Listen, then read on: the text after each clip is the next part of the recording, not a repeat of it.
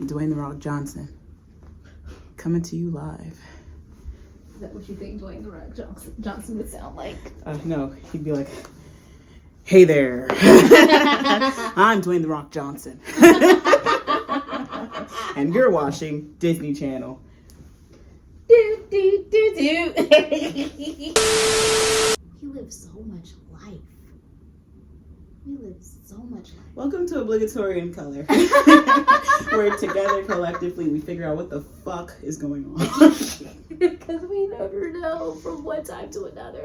That's right. Today we're going to be analyzing a movie and then also trying to tie into it themes that we've been wanting to discuss about shit that's happening in the world. To this point. But we're going to do it a little differently by using media as the gateway into that conversation. Yeah. So raise your hand if you have seen Blink Twice. It's okay. I know you didn't raise your hand because it seems like no one has seen it. But Blink Twice is a movie that was so good. We saw it twice. Yeah. And we didn't blink once. Because it was so... Oh my goodness. Okay, so do you want to go over the synopsis? Yeah. Okay. So Blink Twice is a psychological thriller written and directed by Zoe Kravitz. I think it is imperative that we mention that this is an original fucking screenplay and it's brilliantly written, and somehow, some fucking way, Zoe Kravitz just did not get her things, nor did this movie get the buzz that it so greatly deserved. Honestly, I don't really pay attention anymore to like movies and like media blitzes and like marketing for movies because I'm not a movie watcher. I don't care anymore about watching movies. But Blink Twice, I can genuinely say I feel like it deserved media buzz.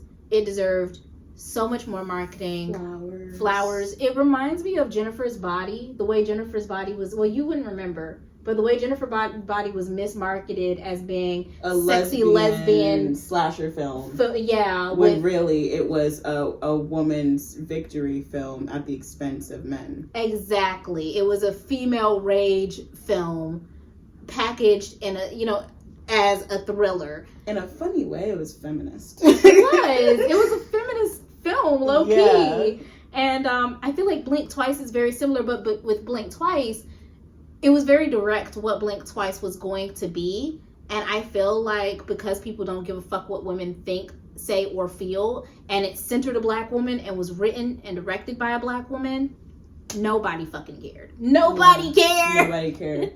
We saw it and we wanted to see it again immediately afterward, and we couldn't find it in theaters ever. And same week. We watched it one time and we were like, let's go see it again. It was out immediately. And I feel like that, if that wasn't, I don't think it was its opening weekend or anything. No. But it feels like it was in theaters for a very short fucking time. Yeah. Very short time. Limited showings and then gone. It was gone. Like, and it again, not a film buff, not a film person, but I am a historian, and you don't have to be a film buff to know that black film directors do not get nearly what they deserve, because honestly, I really feel like Zoe Kravitz deserves at least half of the hype that Ryan Coogler's getting for Sinners. I'm so sorry. Let's run down the credentials. History buff. All right. Geopolitical studies major. And then communications, and then marketing. Like this isn't just off the dome, like, oh, let's talk about a movie. We don't watch movies. We don't. And this spoke directly to both of our wheelhouses. So if this is something that we felt was good enough that we had to sit down and make a video, we didn't make this decision lightly. Like, this film deserves attention. It deserves attention. It deserves credit. It deserves a conversation. God, I hope we can get it going. I hope we can get it going. I really do. Yeah. Because y'all did not pay enough attention to Blink Twice. Mm-mm. So with that being said, okay, that's what it is. So spoiler alert. I mean, lots of them. Obviously. Can I go down the story? Yeah, absolutely. Okay, great. All right, sit with me. Blink Twice. It's a movie about a black woman. I know, if you're still here, great. It's a movie about a black woman named Frida, who goes from lowest of the totem pole. I mean, she's literally a server. We know that they get paid Peanuts. Zilch. Nothing. Yeah. She starts as a server. She's behind on rent. She has to penny pinch. Her friend has to buy her a dress. There's a lot of Cinderella symbolism. Her friend has to get her a dress.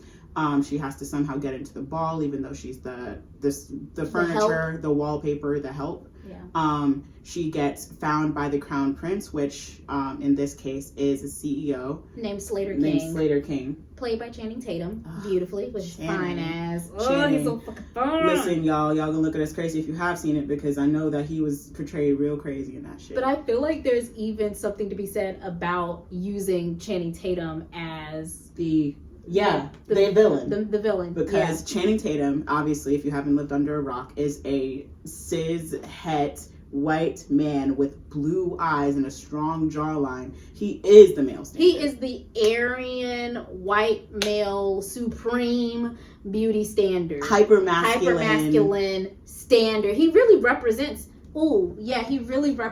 everything that America is supposed to be embodied. Is gearing toward. He is the Make America Great Again campaign. And right? So in so many words, Slater King becomes the villain, but he poses himself as the hero to her story in the beginning, right? She gets swept off of her feet by Slater, and so does her friend, who is her, honestly, this was refreshing. She was the supposed black best friend. But she was a white woman. Exactly. She was a white redheaded woman with freckles. And the black girl Frida was chosen as the main character. Was chosen as the main character. Yes, absolutely. So, billionaire Slater King. That we get some foreshadowing. He apparently was a very bad man, and eventually he says, "I'm in therapy." Very publicly, "I'm in therapy. I'm becoming better. I want to be a better man. I'm taking all the steps to do so, and pretty much mind your broke ass business." Right? So we don't know what happened, but it's very much giving those influencer YouTuber apologies. Mm-hmm. Like, oh, I did something bad. I need to put on the record that I'm sorry. But he's ever so slightly more convincing than a ukulele, right? So you ain't shit. To the point where Frida, a black woman with good sense, has a crush on him. Mm-hmm. Right? She's a normie. She's not like an activist, black fist, proud type. She's like I'm making it from day to day. I don't have much, so wherever life takes me is where I go. You know, I'm penny pinching, but the second I have a chance at more, I'm going to take it. Yeah. And she very early is framed as this risk taker. So eventually she gets swept off her feet at the very end of the ball. After Slater King pays special attention to her throughout the ball, she's risking her job because she's a waiter. She's risking her life at this point, but we don't know that. Slater King is like, "Hey, I have this island that I'm going to go to." Very, very soothing and very, what's it called? Magical. Yeah, it's a very, the magic... Prince Charming coming to the rescue moment that every woman wishes for, that women write about. Exactly. Honestly. He runs back to her. She's sitting on the stairs, and he runs back to her on the stairs, reliving what she thinks is the end of this christening moment of, "I'm worthy enough to be liked by a billionaire." And he's like, "We can keep this party going. Come to my island." Right? Of course she says yes. Yeah. I mean, like, any woman right now would likely say yes if they were in this situation. There's some women, outliers, who do have the good sense to say, "No, you're a man. This is an insane power dynamic, and I don't want to be alone with you on your island where what you say goes." Most of us, including us, would say yes. Yeah, that shit, we could go down, right? But with our history, Shannon and I know we would say yes. So they're on the island. It's framed as this utopia. Everyone's drinking. Everyone has umbrella drinks and champagne, and they're taking pictures, and everyone's hair is out and flowy, and everyone has flowers in their hair. And there's sandy beaches and a giant mansion, and it's framed by absolute nothingness, by crystal blue water. Mm-hmm. And so, as soon as they get off the boat and go into the mansion, that's when Slater gets her alone again. And where he's like, "Let me show you your bungalow," right? Still going on with his fantasy. He goes and shows her bungalow. And then in the bungalow, she sees all these things set out just for her. She has her own sunglasses. She has a dress just her size. She has all the food she can eat. Her hair is up and perfect and done. And she has all of these emotional beats where it's like, it's me. I'm chosen to be this beautiful bride to this man who very clearly wants a relationship with me. Yeah, I'm picked. Right. Yeah. By the ultimate symbol. Exactly. There's a lot of intimate symbolism of being picked multiple times. Even there's like certain times throughout the movie where like he almost chooses another woman, but he always comes back to her. Yeah. And it makes you feel warm and happy. And then it builds up this expectation where Channing Tatum, Slater King, is going to always be there for her. Yeah. Right? And wherever she looks, he's always there waiting on her hand and foot. Right? You want to take it from here? I don't know where to go, and you're doing a great job. Thank you. Okay, I'll keep going. So, from here, we get cuts from day to night, day to night. Yeah. The girls are running across this dark field, and then they stop and they're like, what are we running? Right? And then they're laughing. Right. And very euphoric. Whimsical. It's girlish. It's magical. It's Alice in Wonderland. Exactly. Lots of fairy tale symbolism and imagery. Evoked. Yeah. Yeah. They purposely seem to evoke all of this symbolism, very removed from reality, emotionally, physically, and mentally free. Right? And so every time we only see what the girls remember. Yeah. Right? We see the daytime where they're being served watermelon and they're smoking big fat blunts. And then we see the nighttime where they're running across fields they don't know what from, they don't know where to, but it's gorgeous. The moon is out and they have these flowing white gowns on. And then during the day, they're all getting drinks and they're all swimming in the pool and they're bathing on the beach and all these things. It feels like a fairy tale. It's a fantasy. Exactly. Until all of a sudden, there's this thing where she sees this indigenous woman. And the indigenous woman, it's because she's walking with Slater. Slater is showing her the flowers, right? And the flowers are called Deidres, I think? Deidres. Yeah. And he takes one and puts it in her hair. It's like, this grows on the island. And then she's asking about it, and then all of a sudden they see a snake, and it's like, we have kind of a pest problem. And then an indigenous woman kills the snake, and there's this very visceral image of this squat, pretty, but definitely not the main event pretty kind of woman who was very much in the servant role, who's holding onto a snake, a fanged snake who's dripping venom, and she's smiling. And it's almost as if it's almost sickeningly sweet, like this woman who you would picture holding a basket of rolls, but she's holding a venomous snake by the throat. Yeah. And it evokes this feeling of like, there is a strength here and a sickness here that I can't put my hand on, like my finger on, right? That's her first encounter with that. But yeah, getting back to the main story, everyone's having fun, everyone's having a good time. Remember the girl that she came on the island with, her bestie, who's also invited? Her bestie gets bitten by a snake. Yep. And so everyone's like, oh my God, she's bitten by a snake. What's going on, right?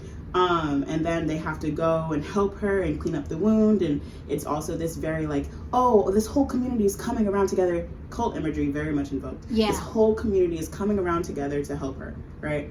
And then eventually it's cut instead by this hard pullback into a memory, what is framed as a memory, where this girl is like, she's not okay, and then all of a sudden the next day she's gone.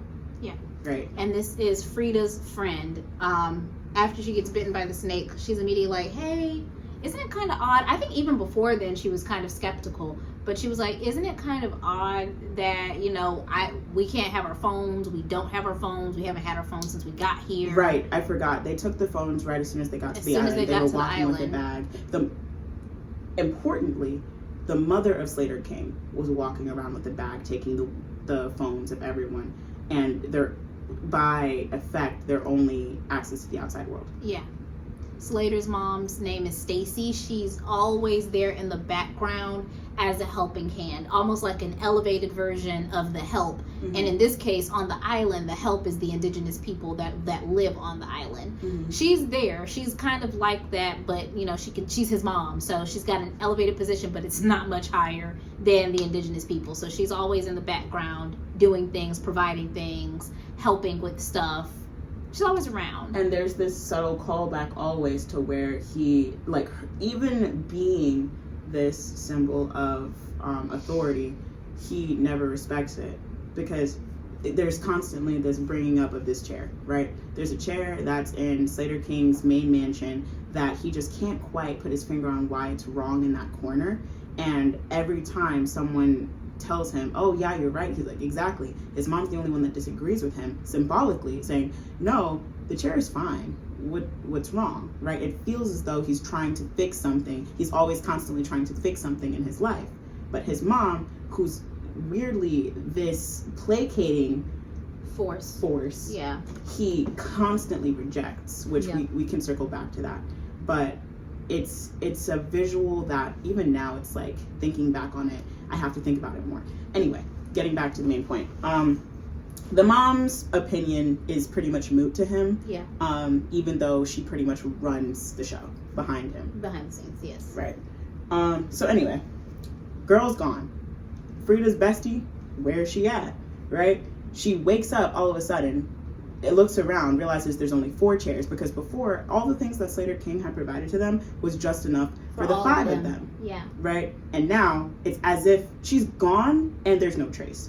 There's 4 chairs, there's 4 women waiting on them hand and foot, there's 4 drinks, there's 4 this, 4 hats, 4 glasses. Where's the 5th? And then can we talk about that for a second? Because, okay, I'm trying to remember the order in which stuff happened, but like you said, she realizes there's not enough of everything. I'm trying to remember and recall. I don't know if it's maybe like that's a trigger in her memory, because the reason why she was like, hey, where's Jess, is because someone asked for a lighter, which is a phrase that had been brought up multiple times. Do you have a lighter? Do you got a light? You got a light? You got a light? And the friend was always the one who's like, here's the lighter, give me my lighter back, make sure I have it back. And I think maybe it was grooved in her brain so much because we have been hearing that phrase since the very beginning of the movie. Since she was sitting on the toilet and she was trying to, she was scrolling on her phone. This is where she first finds out about what Slater King's got going on. Like, she already had a crush on him, but she's like finding out the most recent scandal. She's sitting on the toilet, and then her friend's like, hey, do you have my lighter? And then she slides it under the bathroom door. So the friend and the lighter are one and the same. So it's a deep groove in her memory. Exactly. Yeah. An extremely deep groove in her memory. And not only that, I feel like the lighter also serves as the symbolism. It's something that you don't notice until you need it, and it's also illuminating. You know? Yeah, okay, baby. Right. Yeah, it makes so much sense. So I feel like her friend is the lighter. Yeah.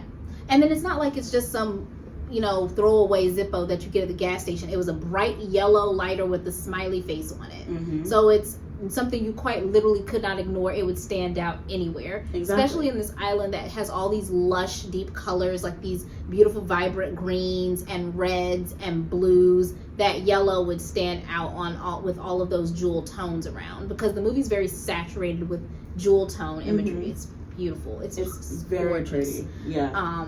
So she looks around, says to the other girls who are also getting waited on by the indigenous with their, their nails and stuff. She's like, hey, where is... What's her name? Jess? Mm-hmm. She says, hey, where's Jess? They all look at her. Who's Jess? And she's like, what the fuck do you mean, who's Jess? Jess, who's been here the entire time, who's been always providing the lighter that we all need all the time. And they're like, never heard of her before. Are you making this up? Right? And she's like, no, something is wrong. And she gets panicked pretty quickly, which I would almost say is... it's like, oh, why is she getting panicked so immediately when nobody else... Because to this moment, it's very serene atmosphere. Mm-hmm. Nobody's been freaked out. There have never been any bombastic, elevated feelings, unless it's joy or excitement. Mm-hmm. There's no anger. There's no sadness. Or lust. Yeah. The only elevated feelings are positive ones, not negative ones. Exactly. So it's almost like, well, why is she getting freaked out so immediately? But I think part of the reason she got freaked out so quickly is because literally just the night before, like not even a full 24 hours, she was sitting with Jess having this conversation, so it was still kind of fresh in her mind. Yeah. And we see her being just as compliant and complicit, not really recognizing that she's I'm getting there, but not really recognizing that she's out of it, right? And that Jess is very much in it, until Jess is like, everyone is sitting around, I quote, smiling like 1960s flight attendants and asking me if I'm having a great time. And I don't think I'm having a great time, and something's wrong here. I don't know what's going on, something's wrong, right? And also early on, we realized that this is probably the link that they have between each other as friends, because Frida, when she was hanging out with Slater King, even when she was drugged, there was still an alarm bell going off in her head where she said something terrible is going to happen out of nowhere. Something horrible is about to happen. What? When things are good, that's when the bad stuff happens. Yeah. Absolute nowhere, out of the clear blue, she's like, something horrible is about to happen. And Slater King's, what are you talking about?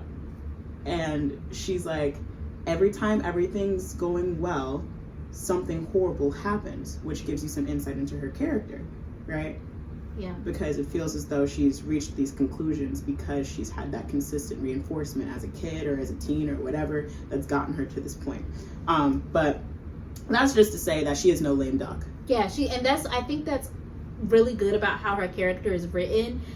It would be very easy to make a character like this passive, like, oh, life is just happening to her, she's not doing things. But from the beginning, you see that Frida is in all these little ways trying to take charge of her life. And like you actually pointed it out to me, like how she's ignoring her rent, defaulting on her rent so that she can buy her friend a birthday present. That's an active choice. Yeah. That's not, oh, I'm just sitting by letting it happen. I'm choosing. She's making that decision. When she was at the party and she broke her heel and fell, and then we came to the rescue, she played fully into the damsel in distress moment, and she does that a couple times just to get his attention. She's not passive. So even though it could feel like, oh, she's just being stupid, she's making these dumb choices, she's very intentional and she's strategic, and I appreciate that they showed her being that way. Because like you said, she's not a lame duck. Yeah, exactly. She's running, she gets away from the girls. She's like, I gotta figure out where Jess is. She goes to Jess's bungalow. Everything in the bungalow is papered over. It's almost like they just moved, they're about to get ready to move the furniture out. Everything's like covered. There's no trace that anyone has really lived or stayed in there. It almost looks like they haven't even unpacked that room yet of Jess. She goes to her bungalow and she has some flashbacks. Like you see traces of memory in there as she's trying to come to her senses. She starts freaking out in her bathroom and having a panic attack, and she hits the mirror and a knife falls out of the mirror. Because she's hidden behind like the giant mirror in her room. And they're in one of the flashbacks, she sees Jess telling her hide this and passing her the knife. And just earlier than that, when it was bright and sunny and they were on the poolside, there was a guy who was very passionate about this knife because he's the chef and he was cutting up fresh fish for them. He was like, where's my knife? Has anyone seen my knife? He's going crazy about it, right? So that shows us there is a lapse in memory that is extremely crucial to the plot. Because what happened between hide this knife and where's my knife? Yeah.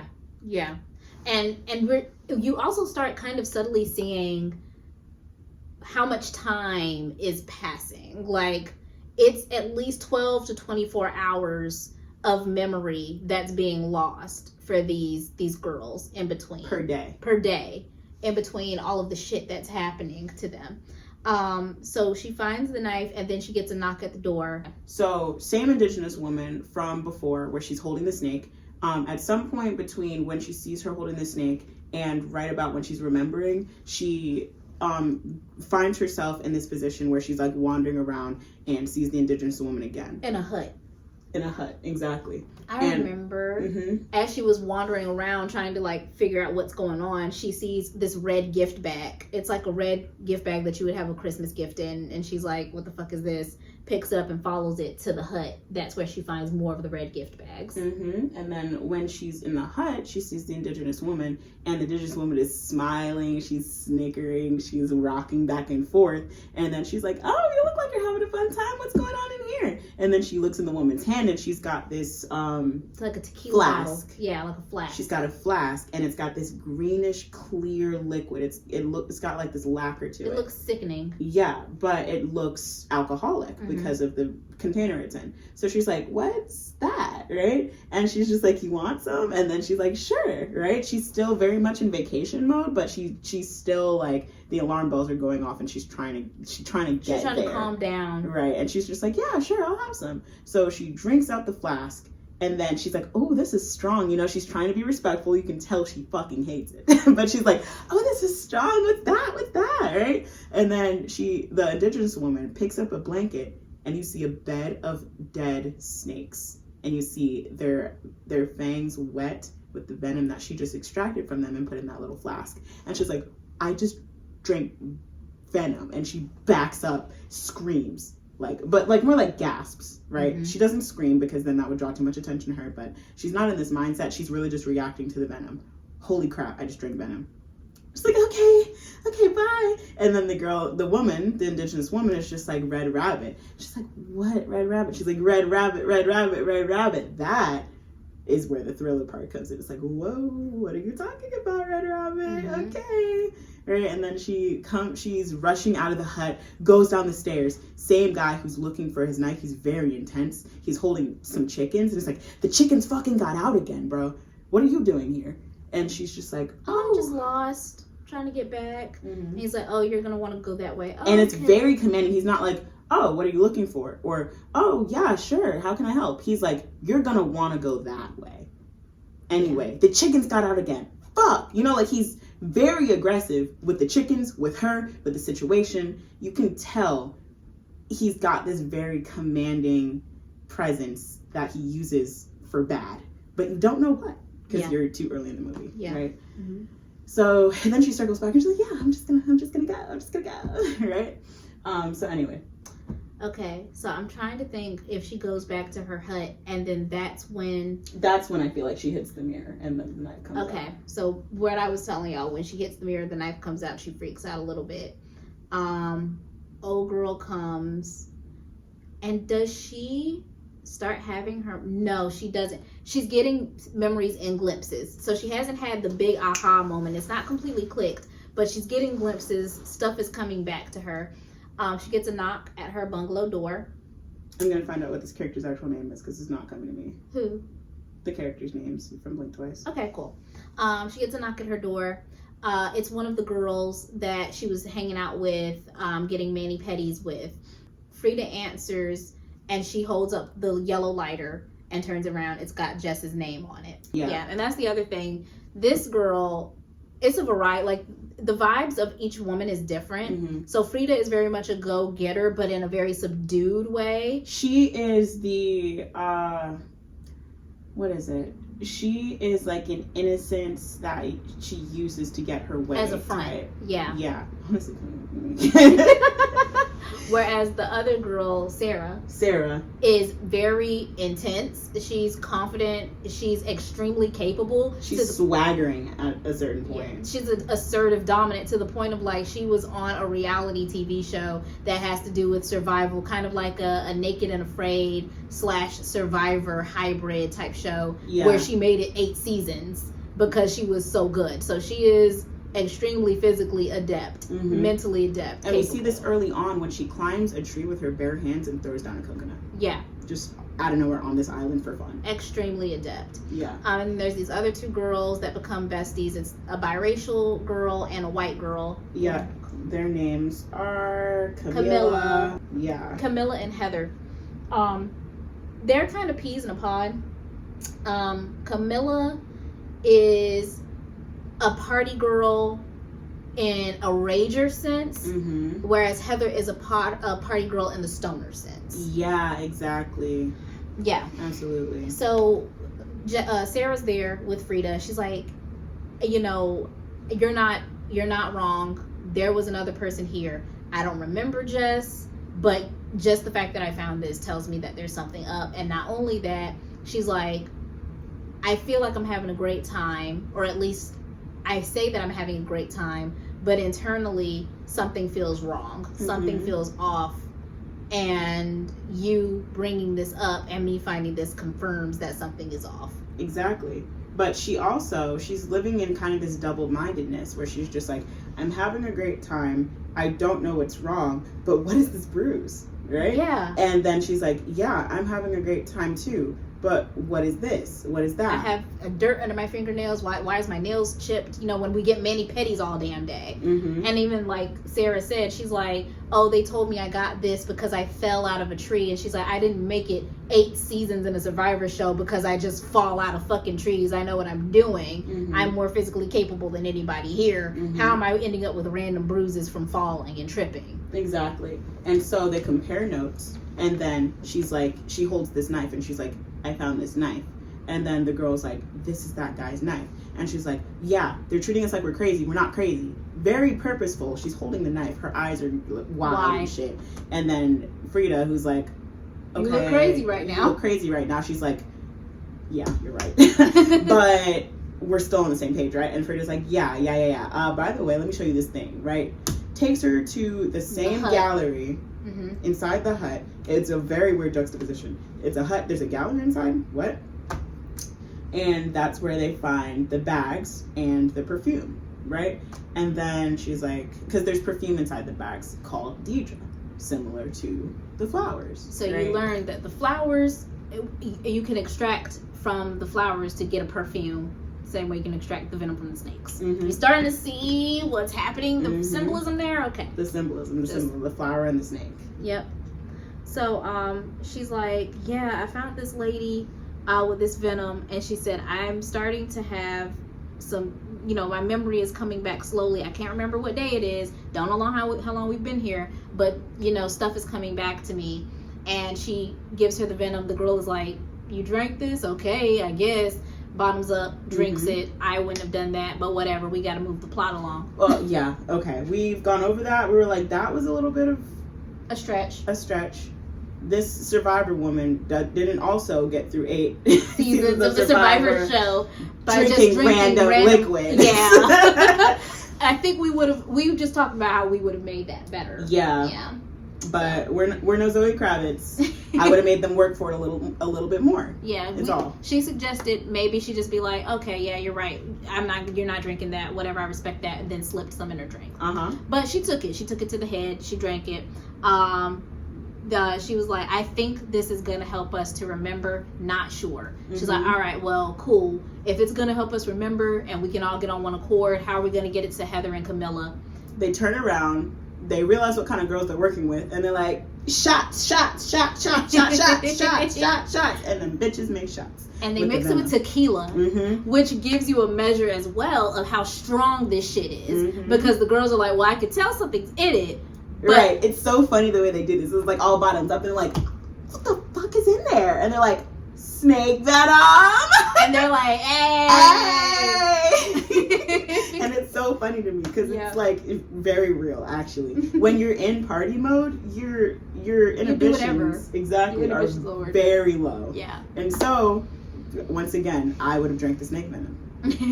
I would have. Maybe not sober, but already drunk. Yes, they took several shots. So the girls, I know for a fact they took at least 4 shots on camera. And then Stacy, Slater's mom, is walking by and is like, oh, you girls are having a good time, okay, and they're like, you want to join us? And then all of a sudden she's in the pool also drinking, fully clothed, by the way. Right. And it's so funny because it's like, and that's another thing, drinking, smoking, vices are a very big part of this movie.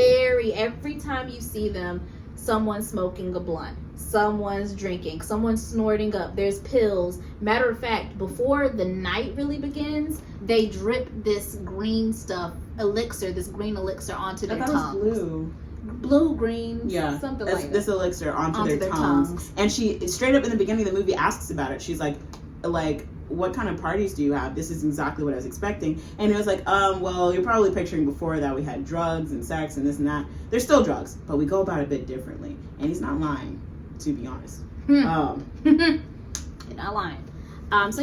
So they do that, and she's like, you keep them, Frida is like telling Sarah, hey, keep them distracted, keep them having a good time. I'm gonna go sneak around inside the main mansion, see what I can find. And we're immediately given a timer because before the mom leaves, she says, hey, the guys are on the way back. We just got a little call, and they were like, hey, we're almost done fishing, because that's how they got them separated, right? Yeah. The guys are like, we're gonna go fishing. The girls are like, I really don't want to fish. Also, which kind of saves their lives because they're hungover, which is so convenient.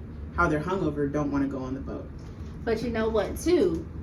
It's probably a part of like the reason why they're so, because here to up till now they've been cool with every single suggestion that's happened. So why is it just now when the guys are like, hey, let's go on the boat and go fishing, they're like, I don't feel good enough to go fishing, I feel sick, I feel queasy, and they decide to stay on the island and have a relaxing spa day? It's because, not to spoil it, but the night before Jess went missing, which is probably the most visceral thing that they've witnessed to thus far. Yeah. So they're probably the most sick that they've been because of how much drugs they probably had to give them in order to get them to forget what happened. Yeah. So didn't even think about that until now. That was good. Yeah.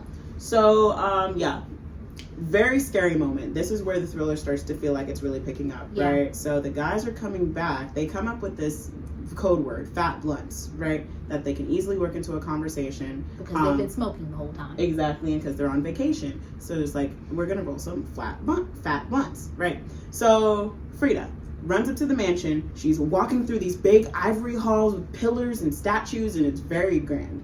And she goes into his study. And that's where she's like, okay, I have to get behind this door with a lock, right? We see her struggling to get behind the door. I really like how the tension's built, just by the way, Zoe Kravitz, in case you're watching. Wow.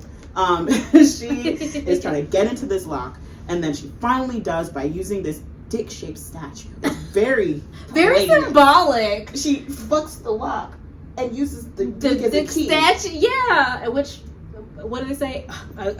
A key that opens many doors is a master key. A lock that's opened by any key is a dumb lock. It's a shitty lock. Okay, well, how shitty was that lock? There's a lot of good symbolism like that too. Like in between the partying, like you see him chipping away at ice with the ice pick. You see them opening like umbrellas near their crotch. It's symbolism. Even the on the nose stuff is good. It's entertaining. It's like, oh, they literally just straight up said it. Exactly. They're telling you what's happening without telling you. It's so good. It's good. So anyway, because she's doing that, she can't hear whenever old girl keeps yelling fat blunts. So we're gonna roll some fat blunts. Yes, she doesn't hear until the last minute. I think she finds some pictures, but she can't really look at them. Little like Polaroid pictures, yeah. Because the only media digital way they have to keep track is this guy with his Polaroid camera. It's all very analog, which also I feel like that slowdown is also how they slow down the communication to outside. Yes, and they lose track of time. Yeah. Because you can't put a timestamp on a Polaroid picture. Yeah. Right. And also, you don't see any clocks on the island. There's no clocks. Literally, the only way that you can tell what time it is if the sun is up or the sun is down. Yep. And they make that a point for us too. We have no idea how much time passes. Sun up, sun down, sun up, sun down. It's breakneck speed. Yeah, it is. It is. So, she finally hears them. She hides under a big desk that he has. Slater comes in to grab something. It's terrifying because there's this one tell, this main tell, where they start to remember, and it's a nosebleed. Yeah. When you see their nose bleeding, that's how you know that their time there is numbered, or they get out. Because there's no other way to escape that once you know the truth. Exactly. Because the truth is so horrific, it is so visceral, that Donald Trump could probably tell you himself what happened on that island. And also, we kind of tried to measure it because we don't have an exact timeline of how long it takes for people to remember what's happened once they've ingested this venom, but we've kind of guessed from this. So Jess remembered obviously the fastest because it was injected. She was bitten by the snake straight to her bloodstream. We're thinking she probably remembered like that night, like within a couple of hours, which led to them having to get rid of her. Frida drank a shot of the venom straight up. We're thinking that it probably took maybe an hour, another couple of hours. Who? For Frida. So I would say with Jess, she probably started remembering within an hour. Jess remembered faster than Frida. Yeah. Probably because she has a faster metabolism. She has a faster, because she's smaller? No. What's her name? Sarah. Sarah has a faster metabolism than Frida because it hit Sarah first. We see her with her nosebleed. First, yeah. First. Frida gets her nosebleed After. when she's under the desk. Yeah. So what we're guessing is depending on how quickly you get the venom in your system and how you ingest the venom. And she took a lot. Like Frida took like a quick swig, right? Yeah. And then after that they were doing shots. She left. Yeah, she took more shots of it. Sarah kept going. She kept down. So I think for anywhere, probably with Jess, it was probably like 15 to 20 minutes. With Sarah, it was probably within an hour, maybe 45 minutes. And with the other girls, it took all night. Yeah. Because it was cut with tequila. And it was this ticking time bomb. It's like, when are they going to get the nosebleed? Because with the nosebleed, you know. Yeah, right? That's how you know they've remembered. So Frida is remembering literally within inches of her captor, within inches of of Slater being King, right there, who's coming in, kind of looking for her, kind of not. He's very swaggerish, very self-confident. He's like, I'll find her. And then this is where we get a very big, I don't even know why they played up the scene so much about why is this chair here, it feels wrong.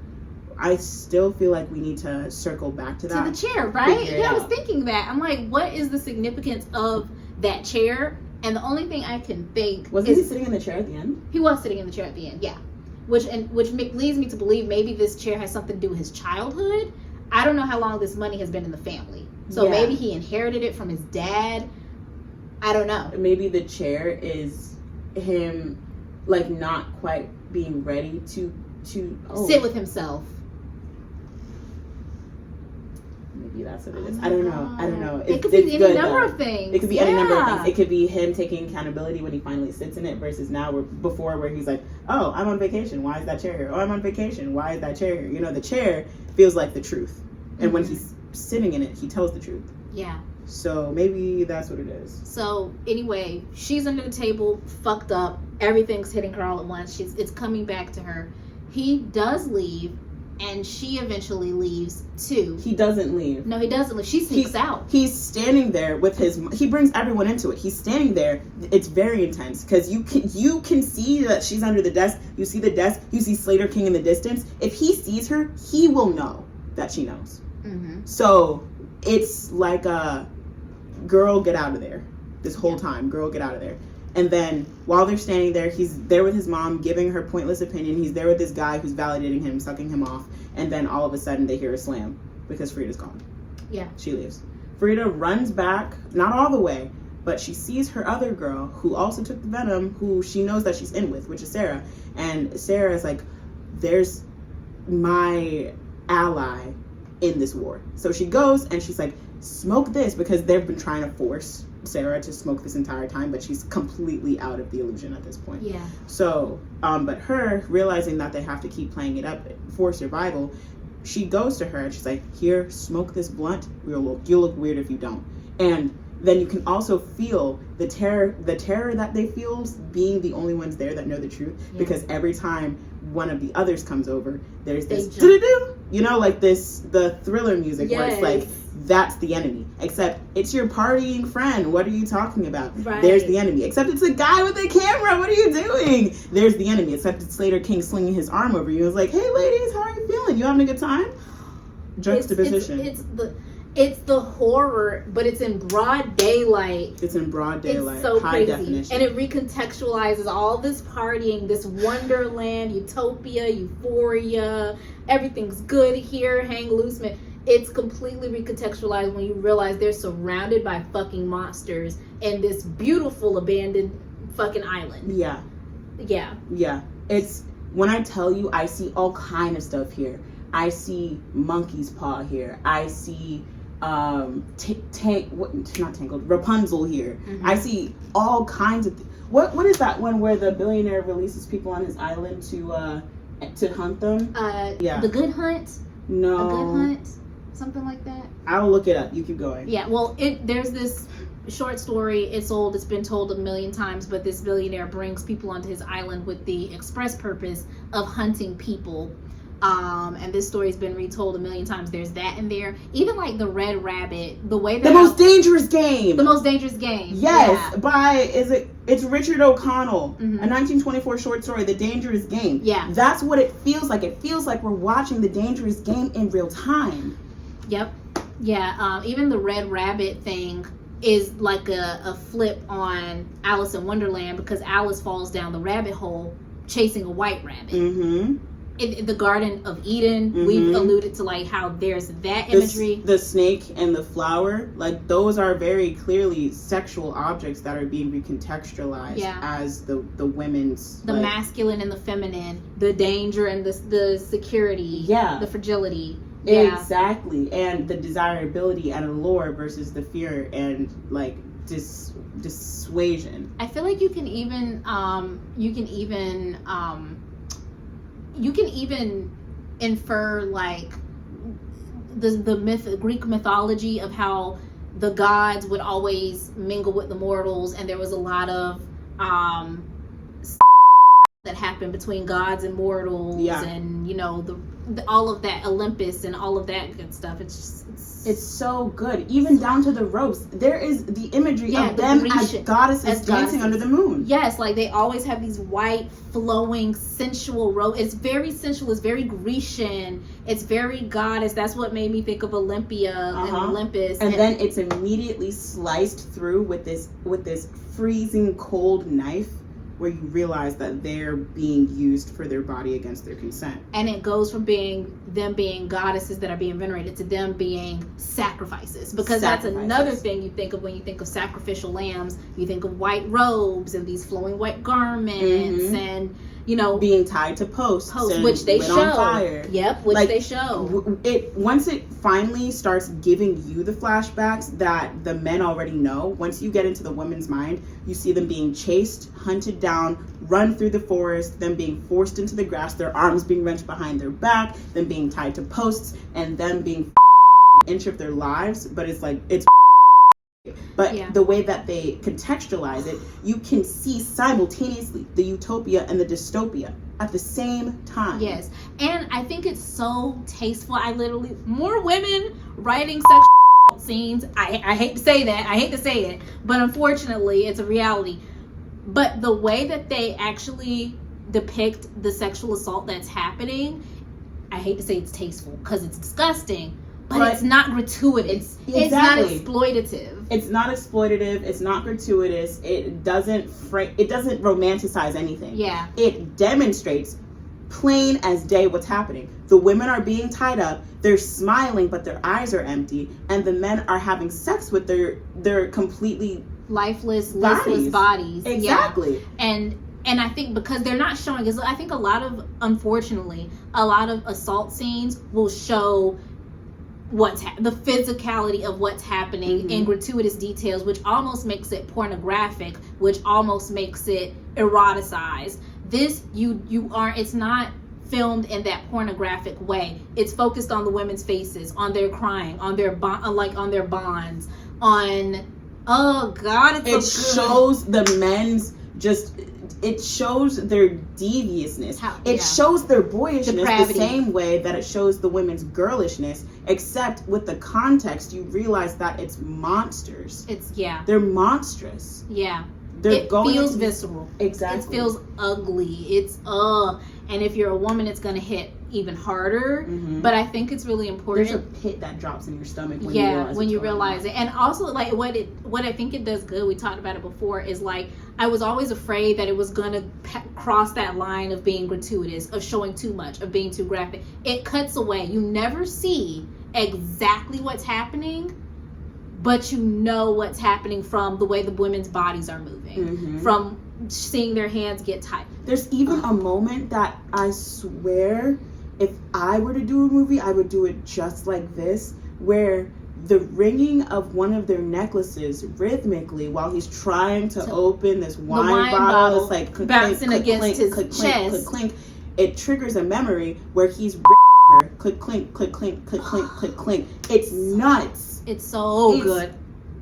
And they're having to sit with all this because, like, her and Sarah at the table in front of their fucking predators. Right, laughing, smiling, carrying on, and then when the girls start talking, because Camilla and Heather are like talking and like, y'all are my girls and I love y'all and da da da. And it's like, yeah, tell them more, say more, and I would do anything to protect y'all. It's a mockery. It's a mockery. Slater King, he is sitting there. It is beautiful and it's saturated. The sun is out. He's holding her hands and he's looking at the red rabbits and he sees the dirt underneath and he looks at her and he's like, what's that bruise? You must have hurt yourself. He knows. And it's a mockery the whole time. The whole time you are playing in her fucking face. They're all playing in their fucking faces. And it makes your blood boil. And it also, it's like you're enraged. You're also so hurt and saddened for them. You're a little humiliated like they are. You're terrified. You're scared for them. You are on the island at this point. You are witnessing and maybe even being victimized at the same time because you are Frida in this moment. Yeah. And it's so terrifying because during the scenes that they are like physically sexually assaulted, you can see the terror in their faces. And Slater King is voiced over. He says, like, he's looking at his therapist of all things, standing over Frida, tied up, a gag in her mouth. And he's like, the worse the trauma, the less they remember. Go on, have some. You know, she's going to have a great time right after. She's not even going to remember a thing. And it's like, wow, he's exalting this man in front of her as a genius beyond his years. Yeah. For being able to come up with the perfect serum to date women. Yep. He has successfully 4, 5 women, I think, that we know of. And one of the worst things, which I didn't purposely leave out, but I want us to circle back to when Frida's under that desk and she remembers. It's not just any old memory. It's not just like, oh, I remember the feeling, or oh, I think that's Slater's face, or this or that. They are all tied up, hog-tied in a row. Their faces pressing into the wood, and they're being pressed into it like nothing more than cattle. Fucking cattle. Yeah. And then the men, who each of them is in charge of one of them, they are all looking over, hearing the screams of the missing friend, Jess. They look over and they see Slater picking her up and says, she knows too much, she's got to go. And they're like, do we really have to do this, man? Which, by the way, there's one guy who's framed as this nice guy, which really he does nothing one way or the other, which is purposely done.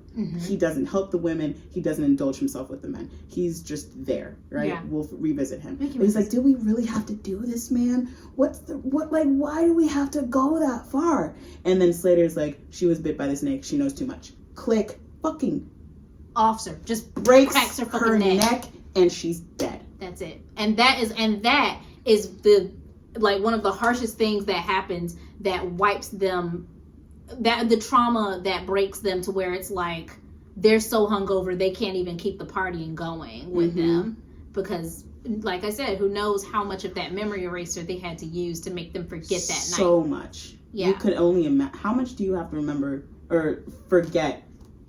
Your body, not just your mind. You have to get your body to forget, which none of their bodies truly do, which means it's not a perfect elixir, right? Which also kind of plays into that Garden of Eden thing, where it's like, once you remember, you can never truly forget. Like, okay, everybody in this room grew up Christian, right? Yeah, yeah, all 2 of the people. Yes, me and her. And also me. But just in case you didn't, which, I mean, if you're Black in America, rare, you're a unicorn. The Garden of Eden is where Adam and Eve, and right before Eve ate the apple. No, not Eve. What's her name? Lilith. Frolic around in this garden, not realizing that they're naked. They are just born of God. Specifically, Lilith and Eve were born of Adam, with the whole rib and turned it into a human, right? They're frolicking through the garden. Both times the woman betrays Adam. Lilith betrays him by going with Satan. Eve betrays him by hate. As if of not his own volition, getting him to eat the apple. She bites it. And she's blamed because she also gives it to Adam, not because of anything else. It's never a man's fault. It's never a man's fault. Ever. Even his own actions aren't his fault. Mm-hmm. Yeah. Him taking the apple from her was an invitation. Exactly. It's like passing the blunt, right? You gotta share. So anyway, Adam bites the apple. God is angry with them, realizes that they're naked, they're hiding from him. He casts them from the garden because they ate of the tree of life. Whatever. The tree of life, which is pretty much a tree that gives you infinite knowledge. Mm-hmm. Right? Which, nigga... Yup. Yup. I'm not gonna go there, but okay. The knowledge is the enemy? Okay. Okay. We're gonna circle back to that. And maybe not even this video. We can have a whole other video about that, bitch. Y'all are not ready for these takes. Y'all are not ready for these takes. Okay, go on. All of that to say, not only was there an Eve that made Adam eat the apple, but there was a Lilith prior to Eve that still chose truth, right? Mm-hmm. Just as Jess and Frida did to Sarah, and Sarah did to Heather, and Heather did to the other girl, Camilla. They passed it on, and because they knew they were a liability. Yeah. Because they knew of the evil that existed around them, instead of just buying into this paradise that was handed to them, like any reasonable adult would, they are now the enemy, which makes them worthy of death. And so you're at this point, you have this knowledge like they do. It's like, what are we gonna do? And what happens is that Frida kind of takes the lead, and she starts dancing again, just playing into this utopia. Oh, this is, the mountain where the gods dance and frolic and play. She starts dancing. They put on some music. Sarah joins in, and they start dancing together, making this big distraction. This is no regular dance. Yes, no regular dance. You call it a Hail Mary? I called it a Hail Mary only because I have connections to exes that have taught me very interesting things about sports. The few things about sports that I do know.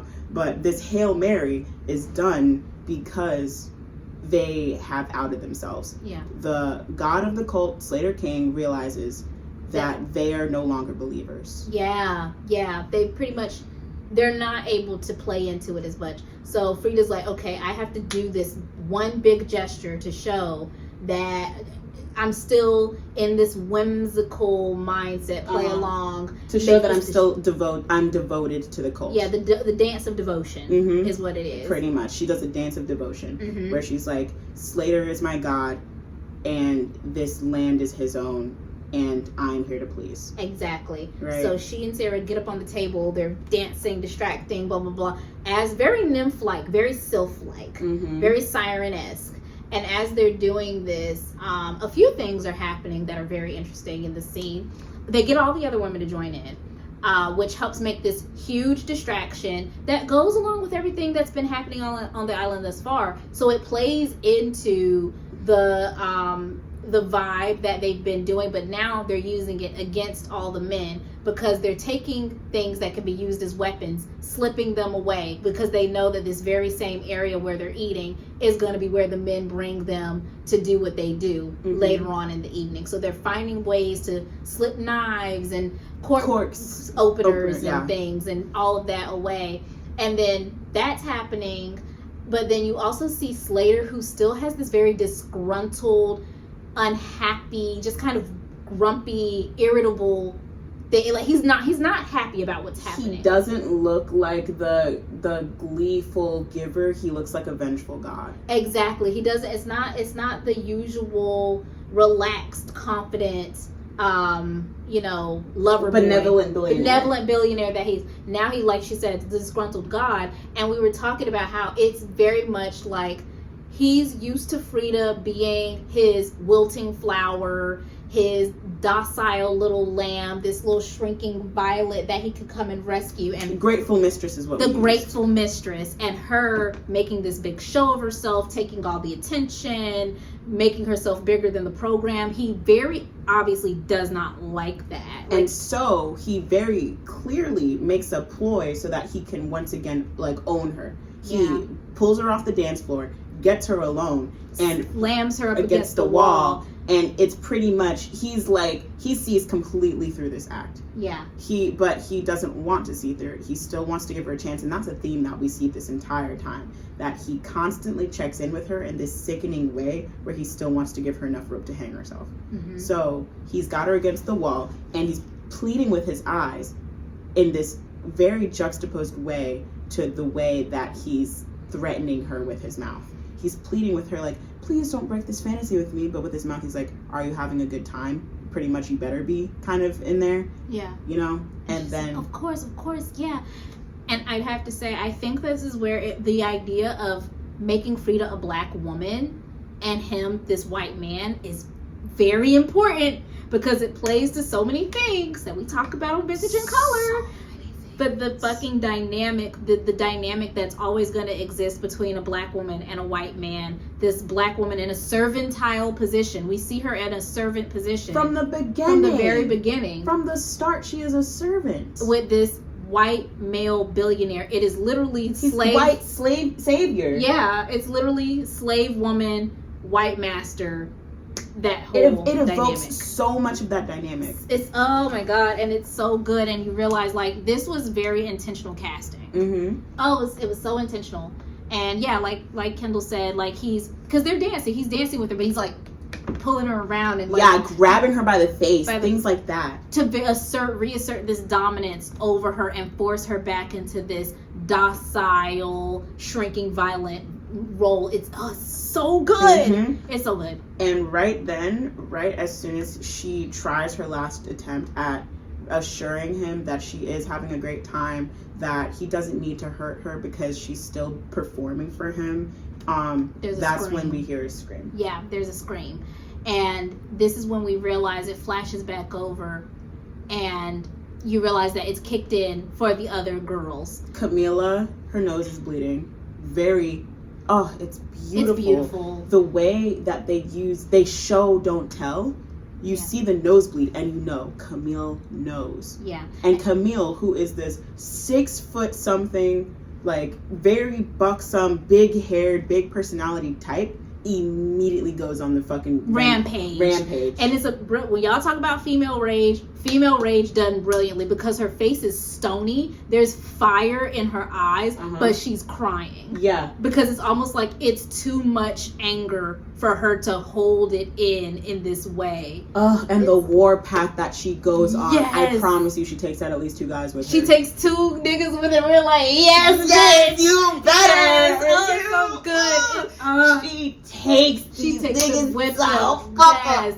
And I love it because it's definitely fan service. Mm-hmm. It's fan service for women. This is gratuitous. It's gratuitous. This is the one time where it gets gratuitous because the one time you really see real violence, it's her fucking these niggas up. Mm-hmm. It's so good. She is going in on these niggas. Like, what was the first one? You see her stalking across. She walks past Heather, the blonde stoner girl, and her guy, and she's like just stalking into frame, and she goes for, is it Vic or is it? I don't know names. Okay. I'm sorry. I think it's the chef nigga with the knife. I think she goes for the chef guy with the knife. Okay.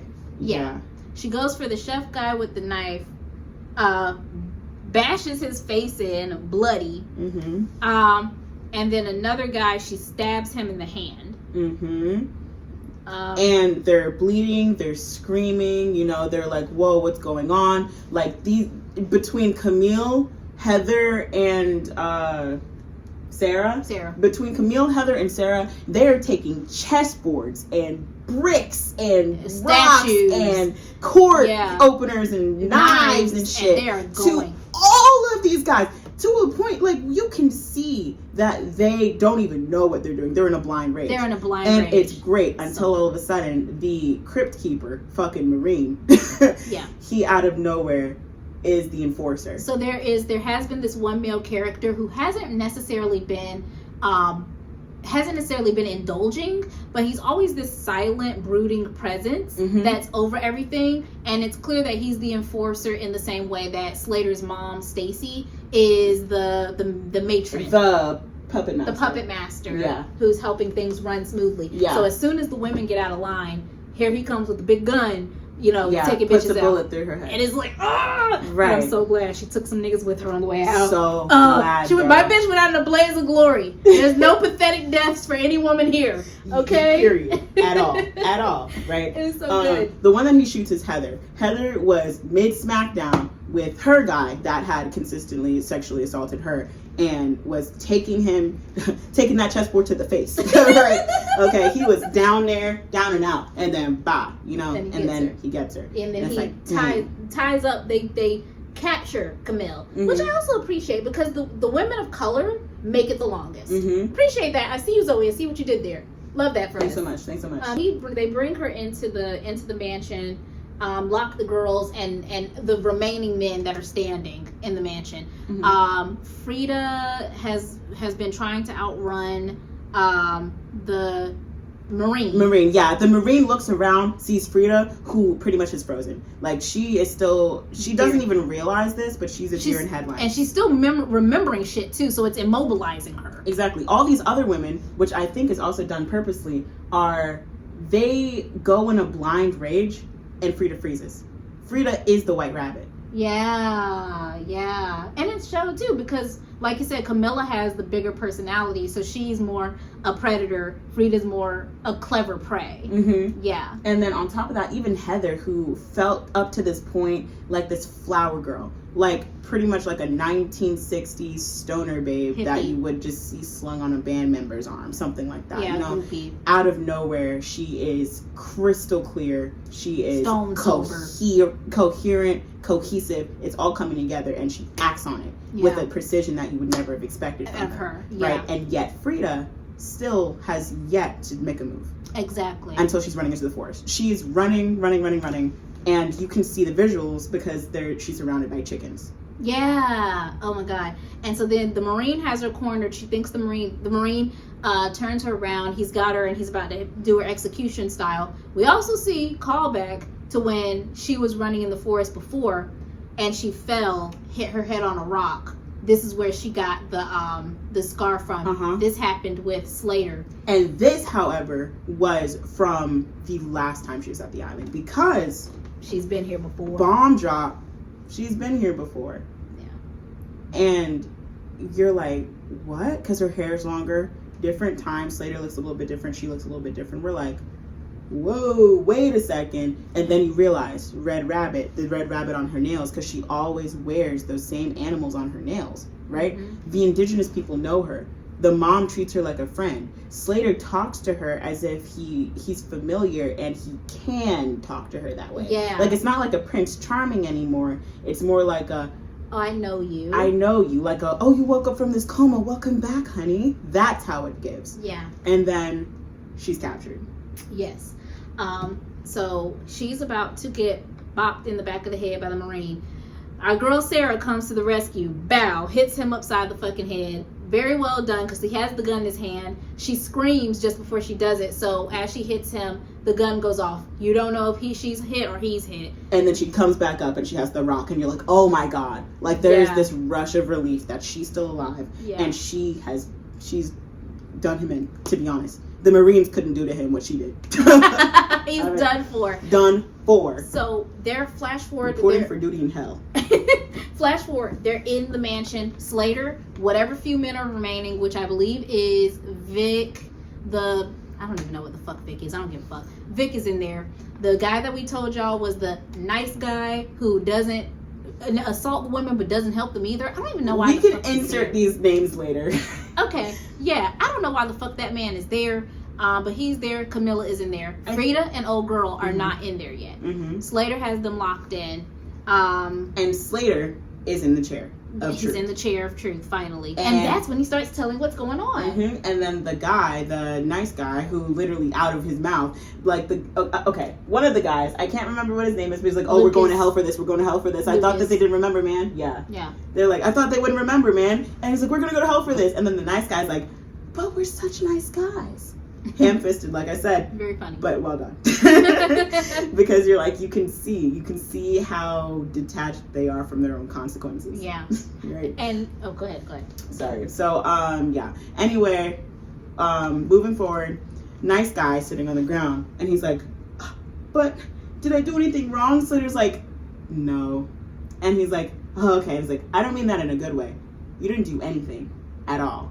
Nothing for us. Nothing for them. You can see the gaslighting, and you can see also that rift in patriarchal roles. Yeah. That rift in like the patriarchal hierarchy. Yeah. Where You didn't play along. So I'm not giving you any kudos because you didn't play along, nigga. Like you're no fun. You're no fun, and not only are you no fun, but I am not even sure you're a true believer. Yeah. You're not a believer. So what are you? Exactly. Are you one of those women? Should I you too? Like that. These are the Exactly. vibes that he's giving. Oh, absolutely. And I think it's very, so that's the symbolism I want to talk about. I think it's also it is very much, again, intentional with casting, because Lucas, in comparison to the other guys, he's this thin, wispy, almost femboy. He's tall and lanky and thin. There's no muscle there. Everybody else is girthy. Like, you've got this plus size guy who's been messing with Heather. You've got Vic, who is average build, but you know, there's some musculature there. Obviously Channing Tatum is a fucking tank. You've got a man is beefy. Is built. You got a Marine there. Everybody else is physically fits into that masculine stereotype. Yeah, whether it doesn't matter what part you are on the sliding scale, whether you've got dad bod, whether you've got Channing Tatum peak masculinity bod, whether like they've got something of everything, and they've even got the wispy emotional type guy, right? The indie guy, you know, he's the indie guy who's a little bit more sensitive, who doesn't recognize the gravity of the situation, who would much rather be innocent than be truthful with himself. Exactly. And he's one of the few men that we see violence directly inflicted on him, because we see in a previous flashback, Slater's punched him in the face to keep him from talking. Exactly, because he's like, wait, man, this doesn't feel right. And then he immediately gets violence done against him. Because you're not playing along with what the patriarchy demands, which is subjugating anyone weaker than you. Exactly, which they directly assert by hitting him. Because even he's on supposedly the good side. They're still weeding him out. Yeah. Right? No bubble blowing babies. All bubble blowing babies will be beaten. Exactly. So it goes to show, if you're not serving the patriarchy, then you're a direct threat. You're a threat. Yeah. Right. Go on. So, which is why we're risking our lives making this video. But we digress. I realize we're telling y'all what's happening on the Epstein Island, right? Anyway, I'm sorry. I already mentioned Donald Trump. You did, yeah. So I mean, hey, see you inside. I have to say, the girls come up with this amazing fucking plan in order to get into the mansion while he's having his little moment. She knocks. She's like, "Oh, let me get him again. And so Lucas, the weak link, gets up. He's about to answer the door.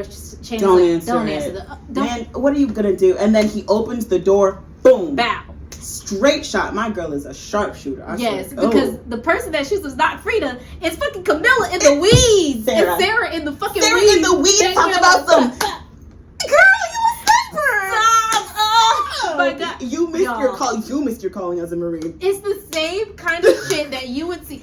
Sinners did what happened in this. Sinners did, where he's hiding back there and he's taking out the KKK. Remember, it's the same thing. It's the exact same so thing. why didn't it get the same fucking recognition? Because it's women.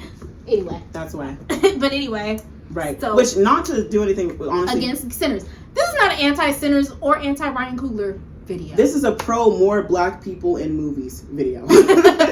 More black people in writing, behind the scenes, directing, and for particularly watching women movies. Yes, absolutely. With blacks in it. Anyway, moving on. He gets shot viscerally. Instead of Channing Tatum being like, he's like, There you go. Doing exactly what I told you not to. You should have listened to Big Daddy Tatum. Big Daddy Slater. Big Daddy Slater, right? Because Slater is the know-all, be-all, big man in charge. Mm-hmm. And at this point, it's starting to feel gang affiliated. It's starting to feel mafioso, Mm-hmm. right? So he goes up there, slams the door so Sarah can't shoot anymore, brings Frida in, slams her, and he ties her up. And you're expecting, oh, Frida's dead. She's done for. She's not, surprisingly. You know why? Because of what I said earlier. How he still favors her in spite of everything. He favors her for being the goodest woman. Yeah, the good girl. And he's like, we can go back to the way it was. We can have a good time. You know, isn't it a gift? Like, you didn't even remember. You get to have this beautiful, brilliant, great time. And you didn't even know what happened up until this point. We can make it all go away. Mm-hmm. And you know, I know you won't forgive me. You can't forgive me. There's no such thing as forgiveness. But I can make you forget, and that's almost as good. Matter of fact, me, for example, you know, I don't know what my dad did to me, and my sister's fucked up, and she's like, how can you associate with this man? So now it's all just spilling out. Yeah. Meanwhile, Frida is sitting there hog-tied on the floor, bleeding from her temple, and she's like, don't kill me, please don't kill me. What are you talking about? Yeah, no, you're absolutely right, Slater. And this whole time, she's got something she's untying herself with. Yeah, she's got a piece of glass from, you know, the shenanigans that had happened just before. And she's, like, cutting open her ties. But she's listening, you know, so that she can buy herself some time. So he's telling her, and then there's this very visceral scene where he apologizes over and over. Not to her, or to himself, or to anyone in the room, but in general, because he's demonstrating his attempt at forgiveness being so paper thin that the word means nothing more to him than words. He's saying, I'm sorry. He starts shouting it, I'm sorry. And he's getting really, like, you see his face screwing up, his eyes are watering, his he's getting face red is getting in the face. red. Yeah. And you can tell. So, like I said, we started this thing with showing him making this apology video in the beginning, and it's almost like he's reciting the apology video, and maybe the way that he was kind of trying to work himself up to make the apology believable. So he's just like screaming, I'm sorry. And it's just like, what the fuck? Neurotic. It's neurotic. And then it's psychopathic. Yeah. Like, you see who you thought was this supposed upstanding man. He is breaking the what's that word? Veneer. Yes, he's shattering the veneer for you in real time and showing you it was never true. Mm-hmm. In fact, he's so good of an actor that he convinced himself enough for the camera, just long enough to convince you too. Yep. And that's what we see Frida seeing. And so he's like, yeah, you know, and with those little drops, we don't know exactly what his dad may have done to him and his sister, but we get these little drops of, like, Slater has forgotten so much that he can still break bread with this nigga up until he's died. He says, I go to play tennis with him, and we go for swims and for runs. Meanwhile, his sister is a mess. Mm-hmm. You know what I'm saying? And then on top of that, before Frida ended up getting captured, Slater's mom remembered something. We don't know what, but she took a shot too, remember? So she remembers. Mm-hmm. And she attacks Frida because she's like, you know, boys will do what they do. You know, boys will be boys, and you know, blah, blah, blah, blah. I didn't want to remember. Right, and Frida's like, you remember? And she's like, I didn't want to remember. Why? You know, and then Frida eventually gets the upper hand, stabs her in the front, which very symbolic. Whenever a stabbing happens, this is like my AP line coming out. Whenever a stabbing happens, pay attention, because where you're stabbed determines exactly the message you're trying to show. Stabbed in the back, betrayal. Stabbed in the front, truth. Stabbed in the head, awareness. Like, all kinds of things can be portrayed with the stabbing. Mm-hmm. And so being stabbed in the front, she is showing her the error of her own ways and saying that she is going to give her the truth whether she likes it or not. Yeah. Right? She stabs her in the front and she said, bitch, I tried to help. So, honestly, it gets a little blurry because there's so much action here. I'm going to try to remember to the best of my ability. So, as he's telling her all of this, he's like, so what do you say? We just forget about this. You take your elixir. We go back to the way things were. Everything will be fine. She's like, well, I feel that, trying to bullshit something so she could stay alive. As she's saying it, he's like, wait, hold that thought real quick. And then he gets up. What does he do? He gets up to go find Sarah because he realizes that Sarah's out of ammo. This whole time, Sarah is shooting at the door, which is locked. She's trying to break the lock by force. She shoots, hits, shoots, hits, shoots, click. And she's like, oh, fuck, I'm out. And he hears that, and he's like, hold on a minute. This is very particular, the way he gets up. It's very peculiar, because Frida is about to give her his answer, where he's like, well, how about we go back to the way it was, right? Yeah. But then he has to cut her off. He's like, I'm so sorry for cutting off. I really want to hear what you have to say, and it means a lot to me. Let me just go do this first. Like, she's not hogtied, bleeding from her head, on the floor of his mansion, where he has kept her like a gilded cage for the past however many days on an island within an inch of her life. Just showing you how neurotic it is, how crazy it is, how disconnected he is from this whole thing, and also the way he's weaponized therapy speak. Because remember, his therapist knows about this and is in on this. His therapist stood over her as she was hogtied with her with her head bludgeoned and her mouth gagged. And he's like, man, you're pretty good at this crazy people shit. Maybe you don't need to be fixed. And it just goes to show you, like, the therapist quite literally gave his blessing for this nutcase ass behavior, which I don't know if y'all remember, but for a moment here on social media, I think TikTok and stuff, women were talking about how their boyfriends were using and misappropriating therapy speak to use it to manipulate, gaslight, and abuse them. Zoe Kravitz has her fucking finger on the pulse. Her and her writers, this can only come from a woman's mind. Please pay attention to women. You can very much tell that she was tapped into those conversations and wove those conversations in there, because it's like, this thing is really using therapy speak. I'm so sorry, honey. What? Kneeling down to her, of all things, tied up on the floor. He's like, I really want to hear what you have to say. It's important to me. Oh, now it's important? Not when she was screaming, stop, you're hurting me. Not when she was saying, get off of me. Like, come on now. What you're worried about is her consent to continue to be violated. Bitch. He gave her just enough air to agree with him. Oh my god, it's so the layers, the layered bitch. What I aspire. Zoe Kravitz, actually, I am also a writer. You can find my novels on Amazon, Lisa. Zoe Kravitz, as you know. Maybe you don't. You probably don't. We are highly literate. Very literate, as you can see. Very invested. Articulate. Black political activists, writers, artists, creatives, you name it, and we are highly, highly media sensitive. And as a result, we are hireable. We're looking for jobs currently as we speak, and if you would so please drop something in the inbox, because we could do it. We can act. We can sing. I can kind of dance. We can kind of dance. Show them. Yeah. Yeah.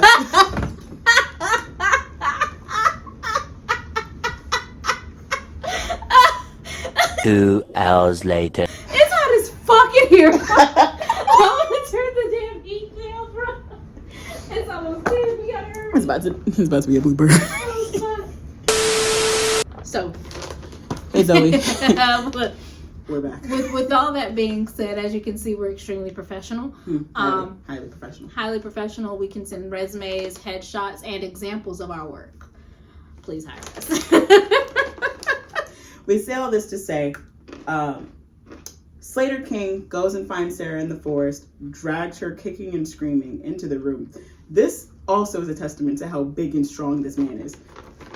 Because he took down the bitch who just took down his Marine enforcer. So he's always been Big Daddy Slater. Yeah. He takes her by force into this room and grabs her by the hair, and he's about to cut her throat, but we purposely see him pull from his vape first. One, to show how little this means to him. He's like, yeah, I'm about to take this life, but let me get a hit of that. Let me just hit this real quick. Let me just take a little, real quick. But also, what we see off screen or don't see is that Frida puts an elixir into, or rather, she mixes the vape juice with the perfume. Because what we also, this hasn't been explicitly stated, but what our theory is that the perfume that makes the women forget makes the men remember, and the venom that makes the women remember makes the men forget, I think. Yeah. So the way we have kind of contextualized it is obviously the masculine symbolism, the snake venom increases the men's virulence. It makes them more, dominant and more domineering and violent and blah blah blah. And the perfume makes the women, who are the fragile flowers, more docile and malleable and forgetful. And so whenever the men and women take aspects of the others elixirs, it neutralizes the effects of the first. So all this whole time he's been smoking this vape, we're thinking that she sprayed some perfume into the vape, mixed it into the vape juice. Somehow or another, she got her hands onto this vape. I'm thinking she probably sprayed it, which is probably just enough. And it must be extremely potent, because he takes a hit of that shit. It's like that. He doesn't go through with cutting her throat. He drops it. He's like, what the fuck is going on? He looks around, sees his right-hand man shot in the head. He looks over, he sees this other guy, his face is smashed, and at this point he's babbling, blubbering. He's got a drink on his chest, which is so fucking funny to me. He's sitting here literally like completely compromised, bleeding, probably head trauma, and he still can't get he can't do anything without his little drinky. He's so funny. Go to the hospital. He's like, Vic, what's wrong with your head? Oh my god. Lucas, oh my god. Oh, Camilla, what happened? Holy shit. Right. Camila is dead on the floor. Everyone's dead on the floor or has head trauma or is bleeding from something that's very important. Right. And he's just standing there circling. And in his circling, it's surrounded by candles. We can see that things are lighting up in flame, which again, illumination. We can see that as like the same thing that the lighter did for Frida, the fire is doing for him. Yeah. Right. And he's knocking it over. The pictures are scattered on the floor. The couch is catching on fire and stuff. He's like, what the fuck, oh my god, what the fuck. And you realize, you notice, we won't notice this on the second watch, we're like, he's a clumsy fucking oaf. He can't even walk in one straight line. Because while he's stumbling, he trips over something unseen. Twice. Knocks his head on his solid oak wood table and is out in this smoking den, which he's about to die in. Yep. So Jump cut, final scene. You see Frida stumbling out. You don't know why it's taking her so much effort, but she's stumbling out. Sarah is beside her. They're watching the place burn or whatever. And she's like, holy shit, I need a vacation. She's like, same. Sarah's like, same. You got a light? And holds up this like broken cigarette. And they're sitting in front of the biggest light on the beach, which is the fire. And they just start laughing. And then it zooms to the indigenous woman that's been following Frida around the whole time, gave her the snake venom, and she's just gleefully laughing as she watches the building burn down. Because these people have been witnessing this shit, privy to this shit, for God knows how long. And because they can't speak English, fuck they supposed to do? What are you supposed, At this point. What do you say? Yeah. And yeah. So, as a result, the camera zooms out. You wonder, why is she laughing? You wonder why Sarah said, I hope you know what you're doing. And you see Slater knocked out in Frida's lap. Yep. And you're like, what the fuck? What? Baby girl, what is going on? What are you doing? What are you doing right now? Hard cut to this event, this very gala white tie, black tie, bright white, which honestly I feel like is also purposefully done. The very same event that we see Slater meet Frida at in the beginning is the very same event we end with. This bright white hall, and it's got the same announcer, and he's introducing the CEO, which previously is Slater. All of a sudden, who's the CEO, right? Because it's not Slater that's up there. And so we see people mingling, right? We see the therapist who's shaking hands with Slater, and you think, oh, okay, yeah, things back to normal, right? Therapist is trying to wink, wink, nudge, nudge him about what happened on the island. And he's like, well, we can talk. We can talk later. No, let's continue our discussion. Like, what is it that, we need to touch on? Maybe we could do another event in the coming week. Like, do you have some time?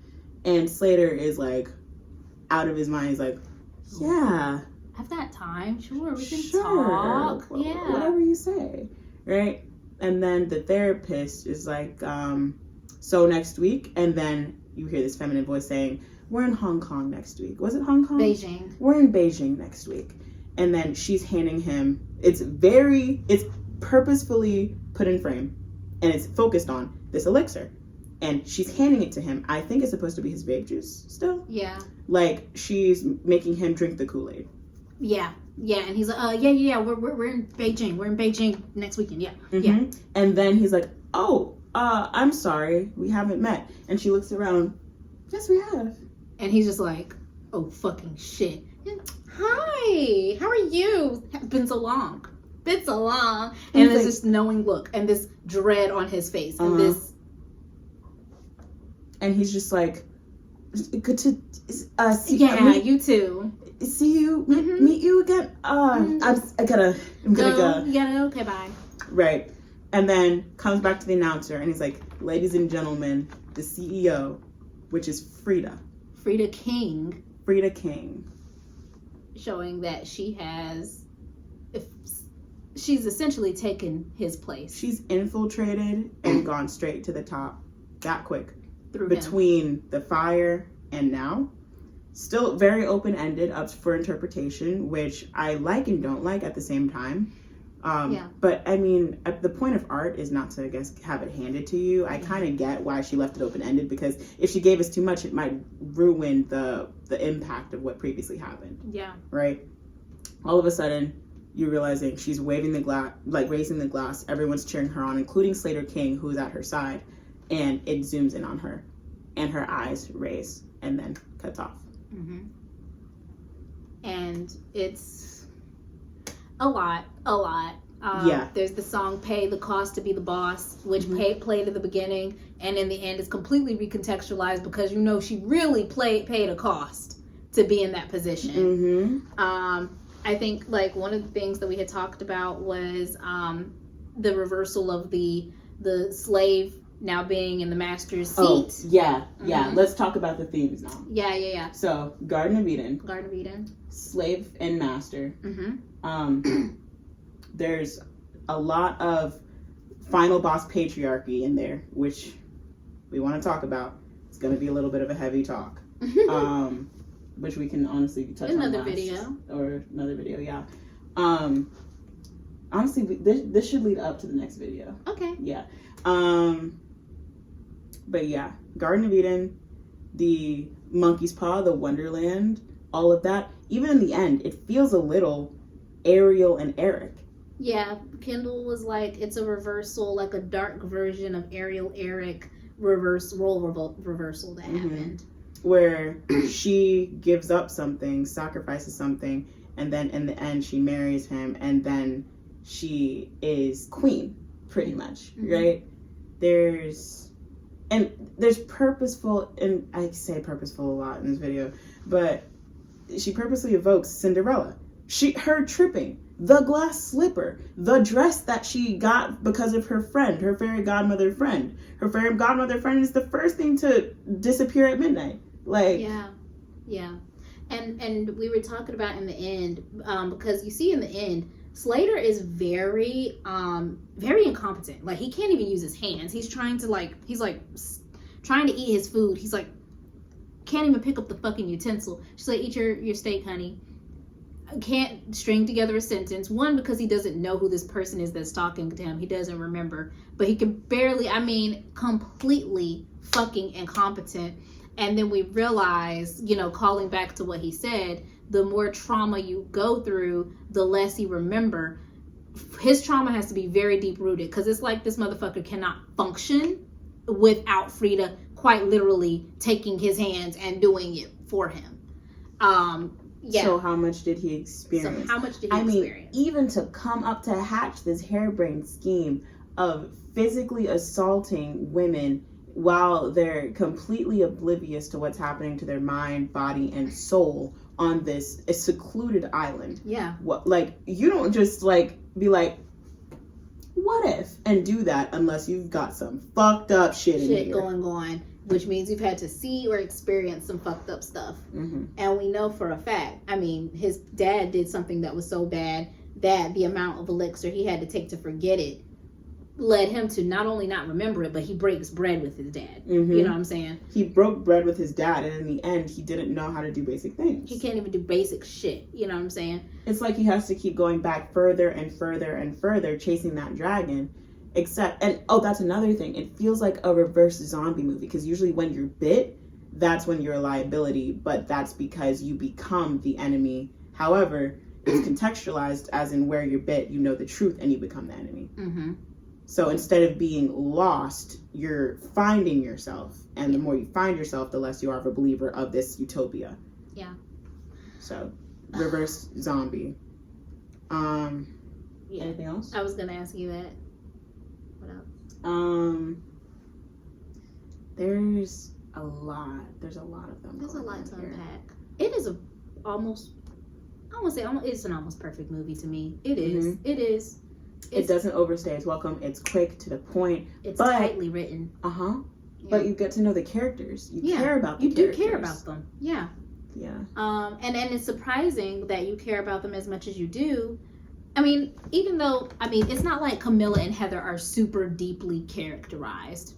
Nobody's deeply characterized in this movie. But we're moving at a pace that feels normal enough to get to know. It's like, it's the pace where you're at a party and by the end of the party, everyone's name is in your phone. Yeah, that's exactly it. Yeah, it's like, Sarah, survival girl. Camila, the really tall, loud one. Heather, the stoner girl. Yeah. Yeah. Like, you're remembering and you're like, okay, great, I'll save these for later. Exactly. And then it comes up later. And I think also that was cleverly done too, because since you're spending most of your time with them having on this vacation, it feels like one big party, one big